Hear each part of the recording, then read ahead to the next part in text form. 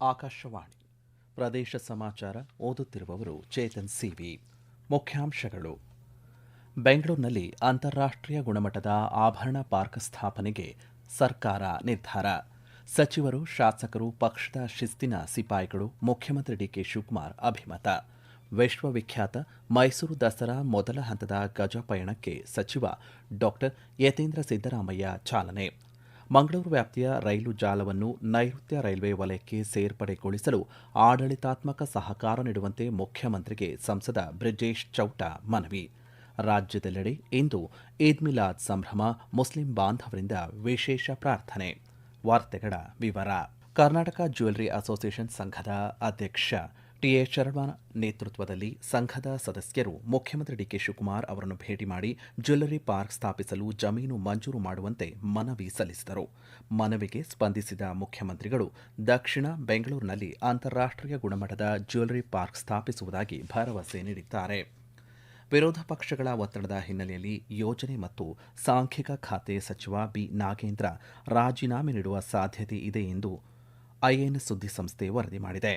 ಪಕ್ಷದ ಹಿತದೃಷ್ಟಿಯಿಂದ ರಾಜೀನಾಮೆ ನೀಡಲು ಸಿದ್ಧ ಇರುವುದಾಗಿ ಮುಖ್ಯಮಂತ್ರಿ ಡಿಕೆ ಶಿವಕುಮಾರ್ ಅವರಿಗೆ ಸಚಿವ ನಾಗೇಂದ್ರ ತಿಳಿಸಿದ್ದಾರೆ ಎಂದು ವರದಿಯಾಗಿದೆ. ಈ ಕುರಿತಂತೆ ಬೆಂಗಳೂರಿನಲ್ಲಿಂದು ಪ್ರತಿಕ್ರಿಯಿಸಿರುವ ಮುಖ್ಯಮಂತ್ರಿ ಡಿಕೆ ಶಿವಕುಮಾರ್, ಸಚಿವರು, ಶಾಸಕರು, ಕಾರ್ಯಕರ್ತರು ಪಕ್ಷದ ಸಿಪಾಯಿಗಳು ಎಂದು ತಿಳಿಸಿದ್ದಾರೆ. ನಾಗೇಂದ್ರ ರಾಜೀನಾಮೆ ವಿಚಾರವನ್ನು ತಳ್ಳಿ ಹಾಕದ ಮುಖ್ಯಮಂತ್ರಿ ಈ ಕುರಿತಂತೆ ಪ್ರತಿಕ್ರಿಯಿಸಲು ನಿರಾಕರಿಸಿ ಸ್ಥಳದಿಂದ ನಿರ್ಗಮಿಸಿದ್ದಾರೆ. ಪ್ರತಿಪಕ್ಷಗಳು ಸಚಿವ ನಾಗೇಂದ್ರ ರಾಜೀನಾಮೆಗೆ ಆಗ್ರಹಿಸಿ ಸದನದಲ್ಲೂ ಪ್ರತಿಭಟನೆ ನಡೆಸಿದ್ದರಿಂದ ವಿಧಾನಮಂಡಲ ಅಧಿವೇಶನವನ್ನು ಅರ್ಧಕ್ಕೆ ಮೊಟಕುಗೊಳಿಸಲಾಗಿತ್ತು. ಇದೀಗ ಪ್ರತಿಪಕ್ಷ ಜೆಡಿಎಸ್ ಹಾಗೂ ಬಿಜೆಪಿ ಪಾದಯಾತ್ರೆ ನಡೆಸಲು ನಿರ್ಧರಿಸಿರುವುದು ಸರ್ಕಾರಕ್ಕೆ ಮುಜುಗರ ಉಂಟುಮಾಡಿದೆ. ವಿಶ್ವವಿಖ್ಯಾತ ನಾಡಹಬ್ಬ ಮೈಸೂರು ದಸರಾ ಮಹೋತ್ಸವ 2026ರ ಗಜ ಪಯಣಕ್ಕೆ ಜಿಲ್ಲಾ ಉಸ್ತುವಾರಿ ಸಚಿವ ಡಾಕ್ಟರ್ ಯತೀಂದ್ರ ಸಿದ್ದರಾಮಯ್ಯ ಇಂದು ಹುಣಸೂರು ಸಮೀಪದ ವೀರನ ಹೊಸಹಳ್ಳಿಯಲ್ಲಿ ಸಾಂಪ್ರದಾಯಿಕವಾಗಿ ಚಾಲನೆ ನೀಡಿದರು. ನಾಡಹಬ್ಬ ದಸರಾದಲ್ಲಿ ಪಾಲ್ಗೊಳ್ಳುವ ಗಜಪಡೆಗೆ ಅರಣ್ಯದಿಂದ ನಾಡಿಗೆ ಆಹ್ವಾನಿಸುವ ಪರಂಪರೆಯಂತೆ ಧಾರ್ಮಿಕ ಪೂಜೆ ಸಲ್ಲಿಸಿ ಬೀಳ್ಕೊಡಲಾಯಿತು. ಮೊದಲ ಹಂತದಲ್ಲಿ ಮಹೇಂದ್ರ, ಶ್ರೀಕಂಠ, ಲಕ್ಷ್ಮಿ, ಏಕಲವ್ಯ, ಧನಂಜಯ, ಗೋಪಿ, ಕಾವೇರಿ, ಪ್ರಶಾಂತ ಮತ್ತು ಶ್ರೀರಾಮ ಸೇರಿ ಒಟ್ಟು 9 ಆನೆಗಳು ಮೈಸೂರಿನತ್ತ ಪಯಣ ಬೆಳೆಸಿದವು. ಇದೇ ವೇಳೆ ಕಳೆದ ಕೆಲವು ವರ್ಷಗಳಿಂದ ಯಶಸ್ವಿಯಾಗಿ ಅಂಬಾರಿ ಹೊತ್ತು ಪ್ರಸ್ತುತ ನಿವೃತ್ತಿಯಾಗುತ್ತಿರುವಂತಹ ಅಭಿಮನ್ಯು ಆನೆಗೆ ಗೌರವಪೂರ್ವಕವಾಗಿ ಬೀಳ್ಕೊಡುಗೆ ನೀಡಲಾಯಿತು.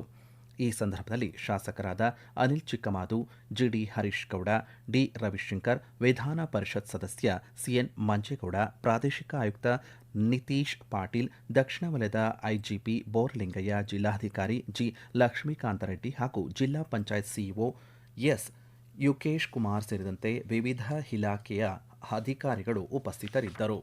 ಮಂಗಳೂರು ವ್ಯಾಪ್ತಿಯ ರೈಲು ಜಾಲವನ್ನು ನೈಋತ್ಯ ರೈಲ್ವೆ ವಲಯಕ್ಕೆ ಸೇರ್ಪಡೆಗೊಳಿಸುವ ನಿಟ್ಟಿನಲ್ಲಿ ಕೇಂದ್ರ ಸರ್ಕಾರ ಐತಿಹಾಸಿಕ ನಿರ್ಧಾರ ಕೈಗೊಂಡಿದೆ. ಈ ಬಗ್ಗೆ ರೈಲ್ವೆ ಮಂಡಳಿ ಹೊರಡಿಸಿರುವ ಅಧಿಸೂಚನೆಯನ್ನು ಕಾರ್ಯರೂಪಕ್ಕೆ ತರುವುದಕ್ಕೆ ರಾಜ್ಯ ಸರ್ಕಾರವು ಪೂರ್ಣ ರೀತಿಯ ಆಡಳಿತಾತ್ಮಕ ಸಹಕಾರ ನೀಡಬೇಕು ಎಂದು ದಕ್ಷಿಣ ಕನ್ನಡ ಸಂಸದ ಕ್ಯಾಪ್ಟನ್ ಬ್ರಿಜೇಶ್ ಚೌಟ ಮುಖ್ಯಮಂತ್ರಿ ಡಿಕೆ ಶಿವಕುಮಾರ್ ಅವರಿಗೆ ಪತ್ರ ಬರೆದು ಒತ್ತಾಯಿಸಿದ್ದಾರೆ. ಮಂಗಳೂರು ರೈಲು ಜಾಲವನ್ನು ಕೇರಳಂನ ಪಾಲ್ಘಾಟ್ ವಿಭಾಗದಿಂದ ಬೇರ್ಪಡಿಸಿ ಮೈಸೂರು ವಿಭಾಗಕ್ಕೆ ಸೇರಿಸಲಾಗಿದೆ. ಈ ಮೂಲಕ ಕರಾವಳಿ ಜನತೆಯ ಬಹುವರ್ಷಗಳ ಬೇಡಿಕೆ ಈಡೇರಿರುವುದರಿಂದ ಈ ಭಾಗಕ್ಕೆ ಮಾತ್ರವಲ್ಲ, ಸಮಗ್ರ ಕರ್ನಾಟಕದ ರೈಲು ಜಾಲ ಬಲವರ್ಧನೆಗೂ ಇದೊಂದು ಮಹತ್ವದ ಹೆಜ್ಜೆಯಾಗಿದೆ. ಶೀಘ್ರವೇ ಮಂಗಳೂರು ರೈಲು ಭಾಗವನ್ನು ಮೈಸೂರು ವಿಭಾಗದ ಜತೆಗೆ ಸೇರಿಸುವಂತಹ ಪ್ರಕ್ರಿಯೆ ಪೂರ್ಣಗೊಳಿಸುವುದಕ್ಕೆ ರಾಜ್ಯ ಸರ್ಕಾರ ಹೆಚ್ಚಿನ ಮುತುವರ್ಜಿ ವಹಿಸಬೇಕು ಎಂದು ಪತ್ರದಲ್ಲಿ ಮನವಿ ಮಾಡಿದ್ದಾರೆ. ಹಾಸನ ತಾಲೂಕಿನ ಹಂದಿನಕೆರೆ ಏತ ನೀರಾವರಿ ಯೋಜನೆಗೆ ಪರಿಹಾರ ನೀಡದೆ ಭೂಮಿ ನೀಡುವುದಿಲ್ಲ ಎಂದು ರೈತರು ಪಟ್ಟು ಹಿಡಿದ ಹಿನ್ನೆಲೆಯಲ್ಲಿ ಯೋಜನಾ ಸ್ಥಳಕ್ಕೆ ಅಬಕಾರಿ ಹಾಗೂ ಹಾಸನ ಜಿಲ್ಲಾ ಉಸ್ತುವಾರಿ ಸಚಿವ ಕೆಎಂ ಶಿವಲಿಂಗೇಗೌಡ ಭೇಟಿ ನೀಡಿ ಪರಿಶೀಲನೆ ನಡೆಸಿದರು. ಹಂದಿನಕೆರೆ ಏತ ನೀರಾವರಿ ಯೋಜನೆಯಿಂದ ಹಾಸನದ ಸತ್ಯಮಂಗಲ ಹಾಗೂ ಚನ್ನಪಟ್ಟಣ ಕೆರೆ ತುಂಬಿಸುವ ಯೋಜನೆ ಕಾಮಗಾರಿ ವಿಳಂಬವಾಗಿತ್ತು. ರೈತರು ಪರಿಹಾರಕ್ಕೆ ಪಟ್ಟು ಹಿಡಿದ ಕಾರಣ ಕಳೆದ 5 ವರ್ಷದಿಂದ ಕಾಮಗಾರಿ ಪೂರ್ಣಗೊಳ್ಳದೆ ಬಾಕಿ ಉಳಿದಿತ್ತು. ಈ ಹಿನ್ನೆಲೆಯಲ್ಲಿ ಇಂದು ಜಿಲ್ಲಾಧಿಕಾರಿ ಕೆಎಸ್ ಲತಾಕುಮಾರಿ ಸೇರಿದಂತೆ ಸಂಬಂಧಿಸಿದ ಇಲಾಖೆಯ ಅಧಿಕಾರಿಗಳ ಜೊತೆ ಭೇಟಿ ನೀಡಿ ಪರಿಶೀಲನೆ ನಡೆಸಿದರು. ಕಾಮಗಾರಿಗಾಗಿ 32 ಗುಂಟೆ ಜಮೀನು ನೀಡಬೇಕಿದ್ದ 5 ರೈತರನ್ನು ಕರೆದು ಸ್ಥಳದಲ್ಲೇ ಪರಿಹಾರ ಚೆಕ್ ವಿತರಿಸಿದ ಸಚಿವರು 2 ದಿನದಲ್ಲಿ ಕೆರೆಗಳಿಗೆ ನೀರು ಹರಿಸಬೇಕು ಎಂದು ಸೂಚನೆ ನೀಡಿದರು. ಈ ವೇಳೆ ಮಾತನಾಡಿದ ಸಚಿವ ಕೆಎಂ ಶಿವಲಿಂಗೇಗೌಡ, ಹಂದಿನಕೆರೆ ಏತ ನೀರಾವರಿ ಯೋಜನೆಯ ಮೂಲಕ ಕೆರೆಗಳಿಗೆ ನೀರು ಹರಿಸುವ ಸದುದ್ದೇಶಕ್ಕೆ ಎಲ್ಲರೂ ಸಹಕಾರ ನೀಡಬೇಕು ಎಂದು ಮನವಿ ಮಾಡಿದರು. ಪ್ರದೇಶ ಸಮಾಚಾರ ಕೇಳುತ್ತಿದ್ದೀರಿ.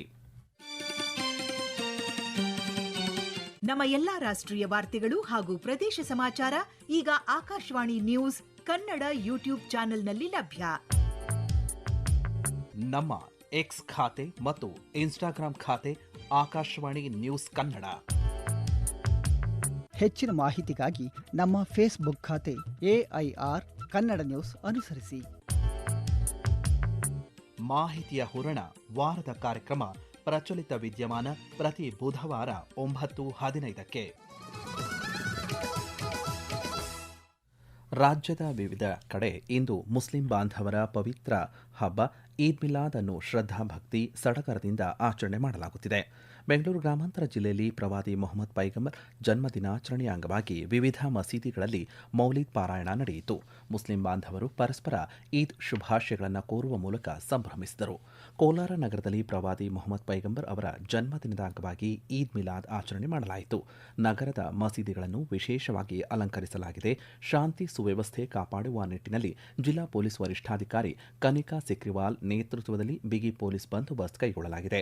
ಈದ್ ಮಿಲಾದ್ ಹಬ್ಬವನ್ನು ದಾವಣಗೆರೆ ನಗರ ಸೇರಿದಂತೆ ಜಿಲ್ಲೆಯಾದ್ಯಂತ ಮುಸಲ್ಮಾನ ಬಾಂಧವರು ಭಕ್ತಿ, ಶ್ರದ್ಧೆ ಮತ್ತು ಸೌಹಾರ್ದತೆಯಿಂದ ಆಚರಿಸಿದರು. ಚಿಕ್ಕಮಗಳೂರು ನಗರದಲ್ಲಿ ಈದ್ ಮಿಲಾದ್ ಅಂಗವಾಗಿ ಮುಸ್ಲಿಂ ಬಾಂಧವರು ಮುಂಜಾನೆಯಿಂದಲೇ ಮಸೀದಿಗಳಿಗೆ ತೆರಳಿ ವಿಶೇಷ ಪ್ರಾರ್ಥನೆ ಸಲ್ಲಿಸುತ್ತಿದ್ದಾರೆ. ಇಂದು ಸಂಜೆ ಮೆರವಣಿಗೆಯನ್ನು ಹಮ್ಮಿಕೊಳ್ಳಲಾಗಿದ್ದು, ಮೆರವಣಿಗೆಯಲ್ಲಿ ಸುಮಾರು 10,000 ಜನರು ಪಾಲ್ಗೊಳ್ಳಲಿದ್ದಾರೆ.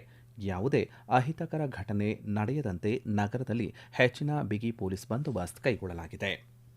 ಕೊಡಗು ಸೇರಿದಂತೆ ಕಾವೇರಿ ಜಲಾನಯನ ಪ್ರದೇಶದಲ್ಲಿ ಮಳೆಯಾಗುತ್ತಿರುವ ಹಿನ್ನೆಲೆಯಲ್ಲಿ ಮಂಡ್ಯ ಜಿಲ್ಲೆಯ ಕೃಷ್ಣರಾಜಸಾಗರ ಅಣೆಕಟ್ಟೆಯ ಒಳಹರಿವಿನ ಪ್ರಮಾಣ ಏರಿಕೆಯಾಗಿದೆ. ಏರಿಕೆ ಕಂಡಿರುವ ಅರ್ಧ ಪ್ರಮಾಣದ ನೀರು ತಮಿಳುನಾಡಿಗೆ ಹರಿದು ಹೋಗುತ್ತಿದೆ. 124.80 ಅಡಿ ವಿಸ್ತೀರ್ಣದ ಅಣೆಕಟ್ಟೆಯಲ್ಲಿ ಇಂದು 9,438 ಕ್ಯೂಸೆಕ್ ನೀರಿನ ಒಳಹರಿವು ಇದ್ದರೆ 4,478 ಕ್ಯೂಸೆಕ್ ಹೊರ ಹರಿವಿದೆ. ತಮಿಳುನಾಡಿಗೆ ನಿತ್ಯ 9,000 ಕ್ಯೂಸೆಕ್ ನೀರು ಬಿಡಬೇಕೆಂಬ ಸಿಡಬ್ಲ್ಯೂಆರ್ಸಿ ಆದೇಶವನ್ನು ಸಿಡಬ್ಲ್ಯೂಎಂಎ ಎತ್ತಿ ಹಿಡಿದಿರುವಂತಹ ಹಿನ್ನೆಲೆಯಲ್ಲಿ ನೀರು ಬಿಡಬೇಕಾದಂತಹ ಅನಿವಾರ್ಯತೆ ಸೃಷ್ಟಿಯಾಗಿದೆ.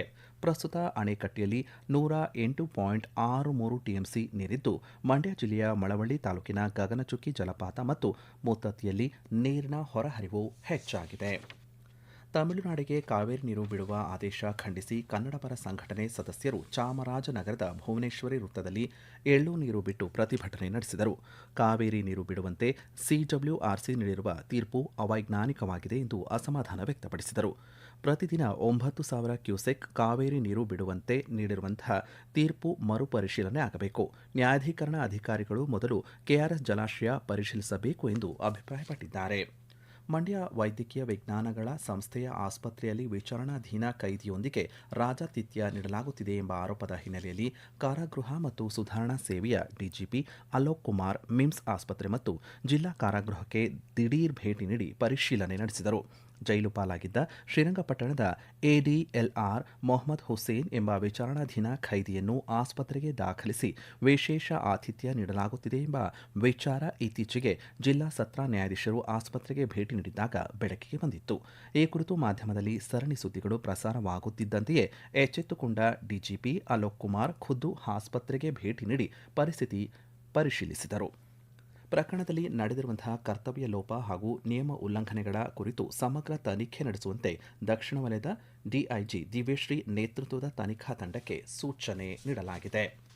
ಚಾಮರಾಜನಗರ ಜಿಲ್ಲೆಯ ಗುಂಡ್ಲುಪೇಟೆ ತಾಲೂಕಿನ ಬಂಡೀಪುರ ಹುಲಿ ಸಂರಕ್ಷಿತ ಪ್ರದೇಶದ ಮದ್ದೂರು ವನ್ಯಜೀವಿ ವಲಯ ವ್ಯಾಪ್ತಿಯ ಚೆಂಡುಮಲ್ಲಿಗೆ ಜಮೀನಿನಲ್ಲಿ ಬೀಡು ಬಿಟ್ಟಿದ್ದಂತಹ ಹುಲಿಯನ್ನು ಅರಣ್ಯ ಇಲಾಖೆ ಸೆರೆ ಹಿಡಿದಿದೆ. ಕೊನೆಯಲ್ಲಿ ಮತ್ತೊಮ್ಮೆ ಮುಖ್ಯಾಂಶಗಳು. ಬೆಂಗಳೂರಿನಲ್ಲಿ ಅಂತಾರಾಷ್ಟ್ರೀಯ ಗುಣಮಟ್ಟದ ಆಭರಣ ಪಾರ್ಕ್ ಸ್ಥಾಪನೆಗೆ ಸರ್ಕಾರ ನಿರ್ಧಾರ. ಸಚಿವರು, ಶಾಸಕರು, ಪಕ್ಷದ ಶಿಸ್ತಿನ ಸಿಪಾಯಿಗಳು ಮುಖ್ಯಮಂತ್ರಿ ಡಿಕೆ ಶಿವಕುಮಾರ್ ಅಭಿಮತ.